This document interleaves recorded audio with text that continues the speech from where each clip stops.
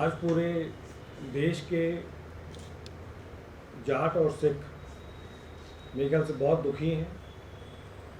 जिस प्रकार से बीजेपी के त्रिपुरा के सीएम बिप्लब देब ने जिन शब्दों का प्रयोग किया पूरे जाट समुदाय के लिए, पूरे सिख समुदाय के लिए, जो अपमान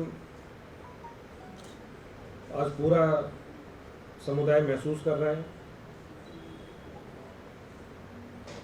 जनरल भाई भी साथ में हैं, सिखों के बारे में वो दो शब्द कहेंगे। मैं चूँकि जाट कम्युनिटी से बिलोंग करता हूँ और पिछले 2 दिन में अलग अलग जितने भी जाट समुदाय हैं, जितने भी जाट नेता हैं, उनके फ़ोन भी आए मेरे पास। आपको याद होगा जब चुनाव होता है तो बीजेपी गली गली जाकर जाट और सिख का वोट मांगती है, लेकिन चुनाव होने के बाद जाटों को कहा जाता है कि बुद्धि कम है, मंद बुद्धि के हैं, जाट पागल हैं।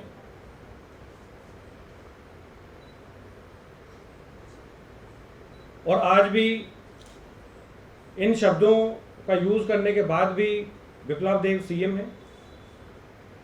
एक मुख्यमंत्री जीतने के बाद वो पूरे राज्य का, सभी समुदाय का, जितने भी हम जो कहते हैं 36 बिरादरी का सीएम होता है। और एक अगर किसी पार्टी की सोच इस प्रकार की है तो आप समझ सकते हैं कि किस प्रकार का वो न्याय जनता के साथ करेंगे।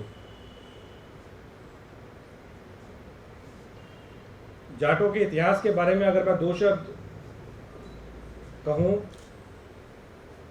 तो आज़ादी से पहले छोटू राम,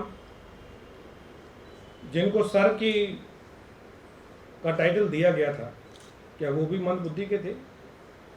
जिन्होंने गरीबों के लिए लड़ाई लड़ी, जिन्होंने किसानों के लिए लड़ाई लड़ी, और वो रेवेन्यू मिनिस्टर भी थे, क्या वो भी मंद बुद्धि के थे? मैं बीजेपी से पूछ रहा हूँ आज, और बीजेपी के हर एक नेता से और जितने भी सीनियर नेता हैं उनसे ये पूछना चाहता हूँ, क्या सर छोटू राम मंद बुद्धि के थे? वो भी जाट थे। क्या चौधरी देवीलाल जी जो डेप्यूटी प्राइम मिनिस्टर थे, क्या वो भी मंद बुद्धि के थे? क्या चौधरी चरण सिंह जी जो जाट थे, जो कि प्राइम मिनिस्टर थे, क्या वो भी मंद बुद्धि के थे और वो भी पागल थे? तो मैं ये बीजेपी से पूछना चाहता हूं कि बीजेपी की सोच क्या है, किस प्रकार की सोच बीजेपी रखती है। और दुष्यंत चौटाला जो डेप्यूटी चीफ मिनिस्टर हैं हरियाणा के, मैं दुष्यंत चौटाला से पूछ रहा हूं ये कि भाई आप भी तो जाट हैं, आप मंद बुद्धि के हैं, आप पागल हैं, और अगर आप मंद बुद्धि के हैं और पागल हैं तो फिर आप डेप्यूटी सीएम कैसे बने हुए हैं? और दुष्यंत चौटाला जी को मैं ये कहना चाहता हूं कि अगर आप मंद बुद्धि के नहीं हैं और अगर आप पागल नहीं हैं तो फिर बिप्लब देब का इस्तीफा मांगे। और पूरी आम आदमी पार्टी बिप्लब देब का इस्तीफा मांग रही है कि अगर किसी पार्टी की, अगर किसी सीएम की अगर ये सोच है तो फिर उनको सीएम रहने का अधिकार नहीं है। तो हम ये बिप्लब देब का, त्रिपुरा के जो सीएम है, उनका इस्तीफा मांग रहे हैं, क्योंकि मैं समझता हूं अगर किसी सीएम की अगर ऐसी सोच है तो उनको सीएम होने का कोई अधिकार नहीं है। और जितनी भी सीनियर लीडरशिप है बीजेपी की, मैं उनसे ये पूछना चाहता हूं कि आपने क्या एक्शन लिया अभी तक बिप्लब देब के अगेंस्ट? क्या कोई नोटिस दिया? क्या उनसे कोई जवाब मांगा? और अगर नहीं मांगा और अगर कुछ उनके अगेंस्ट एक्शन नहीं लेना चाहते तो हम यही सोचेंगे कि ये इतनी घटिया सोच, इतनी नीची सोच ये बीजेपी की है। और जब चुनाव खत्म होने के बाद अगर किसी भी समुदाय के बारे में जाट समाज के बारे में अगर ऐसी सोच रखते हैं तो ये वाकई में दुर्भाग्यपूर्ण है। लेकिन मैं एक चीज़ बड़ा क्लियर कर देना चाहता हूँ कि अगर जाटों का इस प्रकार अपमान होगा तो जाट चुप नहीं बैठेंगे और ये अपमान नहीं सहेंगे। जी बिल्कुल, कैलाश भाई की बात को आगे बढ़ाते हुए 2 दिन पहले अगरतला प्रेस क्लब के अंदर त्रिपुरा के मुख्यमंत्री बिप्लब देव जी द्वारा जो बयान दिया गया, उससे पंजाबी सिख भाईचारे में और जाट समुदाय के अंदर बहुत रोष है। दोनों का ये मानना है कि इससे हमारे आत्मसम्मान को बहुत ठेस पहुंची है। आज किसी को ये बताने की ज़रूरत नहीं है कि देश की आज़ादी के लिए सिखों ने क्या बलिदान किया। उस टाइम पंजाब और हरियाणा एक साथ ही होता था। पूरे पंजाब के लोगों का क्या बलिदान रहा वो किसी को बताने की ज़रूरत नहीं है। जहाँ तक बिप्लब देव जी के इस बेतुके बयान की बात करें तो इससे पहले भी इनका इस तरीके के बेतुके बयान देने का इतिहास रहा है। एक बार ये कह देते हैं कि महाभारत के समय में इंटरनेट चलता था। इनको महाभारत के समय का इतिहास मालूम है, पर इनको नरेंद्र सिंह कपानी जी के बारे में नहीं मालूम, जिनको आज फादर ऑफ फाइबर ऑप्टिक कहा जाता है। ये दावे करते हैं जी इनको 7 युग पहले के इतिहास मालूम है। कभी ये नौजवानों को सलाह देते हैं कि जी आप रेडी लगा लो, आप बेरोजगारी से बच जाओगे। तो इस बयान के बाद सिख भाईचारे में, जाट भाईचारे में बहुत रोष है। जहाँ तक मैं बात करूँ देश की आज़ादी के लिए पंजाबियों का, सिखों का जो योगदान रहा है, तो उसके अंदर जो 121 लोग देश की आज़ादी के लिए फांसी पर चढ़े थे, उसमें से 93 लोग सिख थे। 2626 लोगों को आजीवन कारावास हुआ था, उसमें से 2147 लोग सिख थे।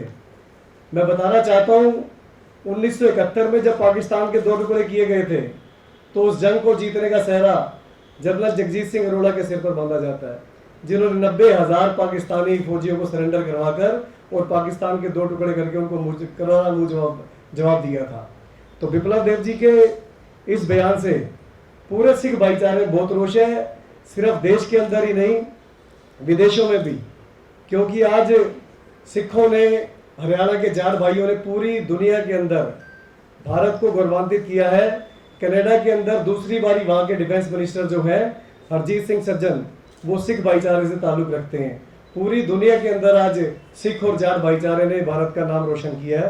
तो ऐसे बयानों से दोनों समुदायों के अंदर बहुत रोष है, बहुत ज़्यादा परेशानी है। अगर कोई आम कार्यकर्ता ये बात कहे तो समझ आती है, पर एक राज्य का मुख्यमंत्री वहाँ के पूरे राज्य के लोगों को प्रतिनिधि होता है। क्या ये बीजेपी का ऑफिशियल बयान है? दरअसल इस बयान से बीजेपी की मानसिकता सामने आती है कि समय समय पर ये भारत के लोगों को कभी धर्म के नाम पे, कभी जात के नाम पे, कभी क्षेत्र के नाम पे लड़वाते आए। ये बीजेपी की असली मानसिकता है। हम डिमांड करते हैं कि बीजेपी के अध्यक्ष इस बयान पर तुरंत माफ़ी मांगे और ऐसे आदमी जिसको इतनी भी सेंसिबिलिटी नहीं है किसी समुदाय के प्रति, किसी धर्म के प्रति, उस आदमी को मुख्यमंत्री के ओहदे पर रहने का कोई हक नहीं है। उनसे तुरंत इस्तीफा लिया जाए और बीजेपी के अध्यक्ष इस बयान पर माफ़ी मांगे। नहीं तो हम इस बात को आगे तक लेके जाएंगे, इस मसले को यही नहीं छोड़ेंगे। 2 दिन से लगातार अलग अलग सिख समुदाय द्वारा, पंजाबी भाईचारे से, जाट समुदाय द्वारा बेहिसाब कंप्लेंट्स की जा रही हैं कि हम पूरी तरह से इसके खिलाफ रोष प्रकट कर रहे हैं। हम हर हद तक जाकर इसके खिलाफ आवाज़ उठाने को तैयार हैं। आज 4 बजे दिल्ली विधानसभा में भी बेहिसाब कंप्लेंट्स रिसीव हुई हैं। आज 4 बजे दिल्ली विधानसभा की पीस एंड हार्मनी कमेटी की मीटिंग है, जहां पर आगे इस पर चर्चा की जाएगी कि ऐसा बेतुका बयान देने वालों को ऐसा सबक दिया जाए कि आगे से अगर देश की अखंडता को, देश के भाईचारे को कोई तोड़ने की बात करे तो उसको एक कड़ा सबक दिया जा सके। आज 4 बजे विधानसभा में इसके ऊपर एक मीटिंग की जा रही है। धन्यवाद।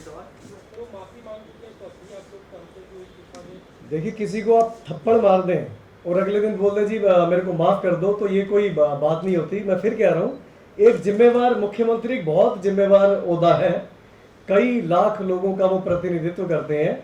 तो एक जिम्मेवार आदमी का एक एक शब्द, उसमें संवेदनशीलता होनी चाहिए। इसमें माफ़ी, बिल्कुल हम माफ़ी वाली शर्त पर उसको मंजूर नहीं करते। हम चाहते हैं कि ऐसे आदमी को मुख्यमंत्री के ओहदे पर रहने का कोई हक ना हो, और भारतीय जनता पार्टी इस मामले में पूरी संवेदनशीलता दिखाते हुए ऐसे बेतुके आदमी को मुख्यमंत्री पद से हटाए। हम माफ़ी नहीं, हम इस्तीफा की डिमांड कर रहे हैं। हमारी डिमांड इस्तीफे की है, क्योंकि अगर कोई व्यक्ति इस प्रकार की सोच रखता है तो उसको सीएम रहने का कोई अधिकार नहीं है।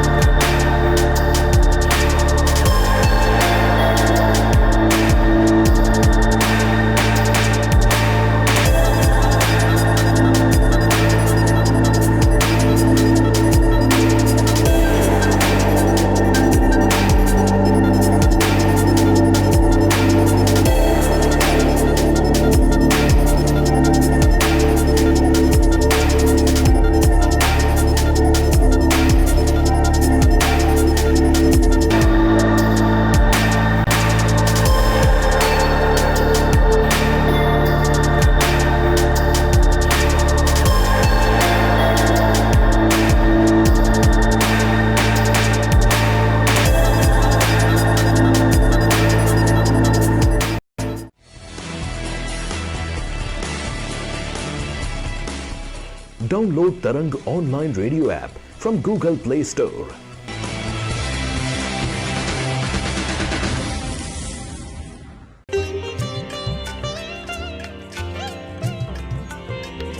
You are listening to Tarang Devotional Online Radio.